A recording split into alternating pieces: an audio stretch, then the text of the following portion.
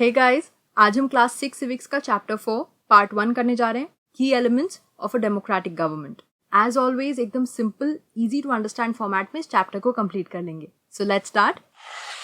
Chapter को start करने से पहले इसके बारे में एक बेसिक आइडिया ले लेते हैं कि इसमें हम पढ़ने क्या वाले हैं। देयर आर 3 की elements that influence the working of a democratic government, और हमने पिछले चैप्टर में डेमोक्रेसी के बारे में पढ़ा था।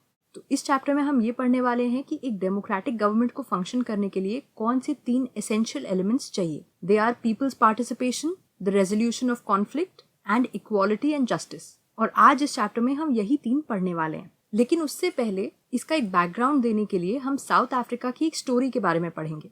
साउथ अफ्रीका एक ऐसी कंट्री है जहाँ पे बहुत सारे रेसेस के लोग हैं। मतलब वहाँ पे ब्लैक पीपल भी हैं जो साउथ अफ्रीका को ही ओरिजिनली बिलोंग करते थे, वहाँ पे वाइट्स भी हैं who came to settle there, और फिर वहाँ पे इंडियंस भी हैं जो इनिशियली वहाँ पे लेबरर्स या ट्रेडर्स बन के गए थे। So these are people of 3 different races which live together in South Africa. Chapter की स्टार्टिंग में एक शॉर्ट स्टोरी दी हुई है जिसमें एक लड़की है जिसका नाम है माया नायडू, जो जोहानिसबर्ग में रहती है। स्टोरी के अंदर ही माया नायडू की जो मदर है, she is telling Maya the story of Hector Pieterson. So let's have a look at the story of Hector Pieterson. ये आप में से काफी लोगों को मालूम होगा कि earlier South Africa was governed by apartheid laws. Apartheid के 2 प्रोनाउंसिएशंस होते हैं। यूके इंग्लिश में इसको अपार्थाइड बोला जाता है और अमेरिकन इंग्लिश में इसको अपार्थाइड बोला जाता है। क्योंकि इंडिया में हम यूके इंग्लिश फॉलो करते हैं तो we'll say apartheid. But what is apartheid?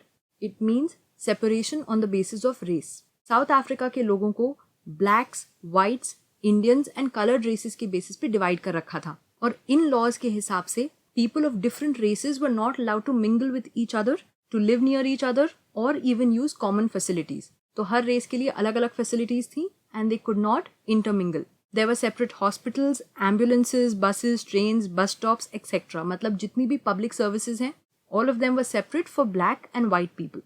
और इससे भी बड़ी प्रॉब्लम ये थी कि ambulances जो white people के लिए थी, they were very well equipped, लेकिन जो black people के लिए थी उसकी कंडीशन बहुत अच्छी नहीं होती थी। जो नॉन वाइट्स थे, they were also not allowed to vote. जो कंट्री का सबसे अच्छा लैंड था, that was reserved for the white people, और नॉन वाइट्स को रहने के लिए वो लैंड दिया जाता था जो कंट्री का सबसे बेकार लैंड होता था। So therefore black and coloured people were not considered equal to whites, and this was racism. Race के बेसिस पे डिफरेंशिएट करना। तो हमने पहले ही डिस्कस किया कि वो लोग अलग अलग रहते थे। The communities where they lived were separate. इसी तरह से एक ब्लैक टाउनशिप थी जहाँ पे सिर्फ ब्लैक लोग रहते थे। उसका नाम था साउथ वेस्टर्न टाउनशिप, जिसको शॉर्ट में कहते हैं सोवेटो।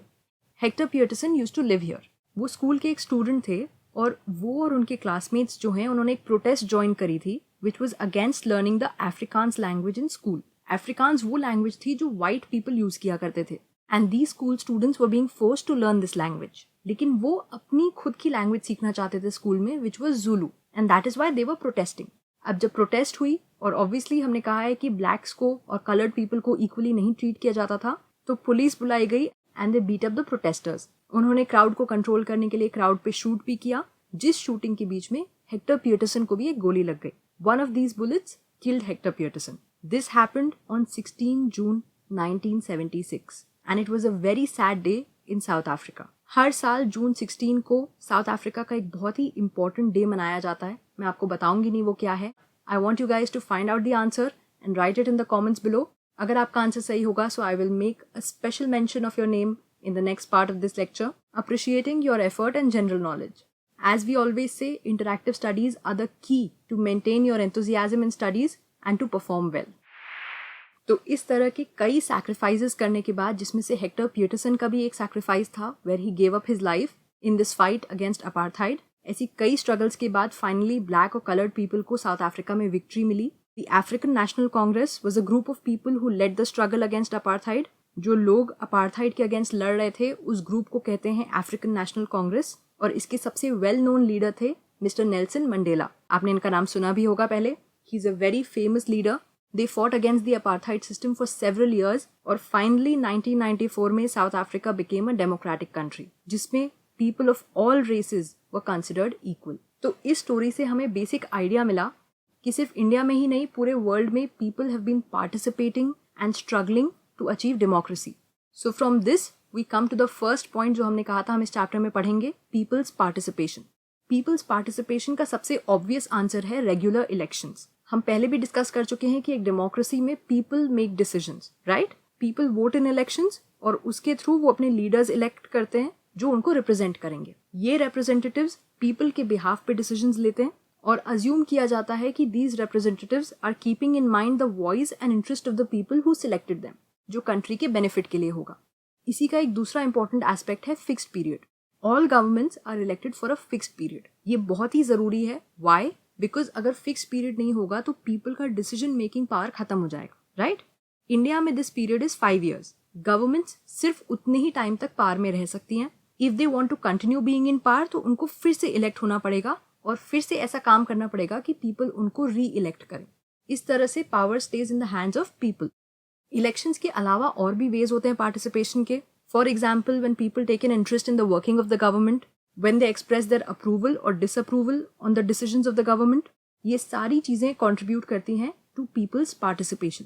फॉर एग्जाम्पल, 2005 में जो गवर्नमेंट थी उन्होंने इलेक्ट्रिसिटी के प्राइजेस बढ़ाए थे, लेकिन जनरल पब्लिक ने इसको अप्रूव नहीं किया। They did not want the prices of electricity to be increased. Government ने पूरी कोशिश करी अपने डिसीजन को डिफेंड करने की, लोगों को एक्सप्लेन करने की कि वो प्राइजेस क्यों बढ़ा रहे हैं, बट फाइनली गवर्नमेंट को लोगों की बात सुननी पड़ी और उनको प्राइजेस वापस कम करने पड़े। So this is how people participate in a democracy. This can happen through various means like rallies, signature campaigns etcetera.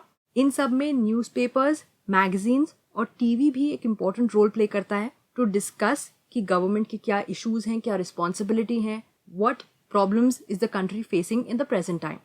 लेकिन इसका एक ड्रॉबैक ये है कि सोसाइटी के हर सेक्शन को इक्वली पार्टिसिपेट करने का मौका नहीं मिल पाता। Not all sections of the society get an equal opportunity to participate in decision making. So ऐसे जो भी मार्जिनलाइज सेक्शंस होते हैं जैसे विमेन या आदिवासीज, जिनकी बात अक्सर नहीं सुनी जाती है, so they find other means like they organise themselves into social movements जिससे वो अपनी बात रख सकें गवर्नमेंट के आगे।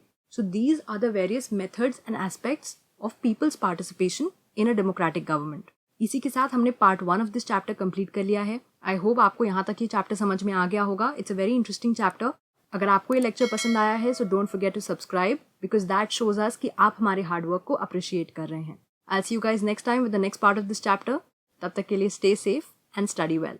Bye bye.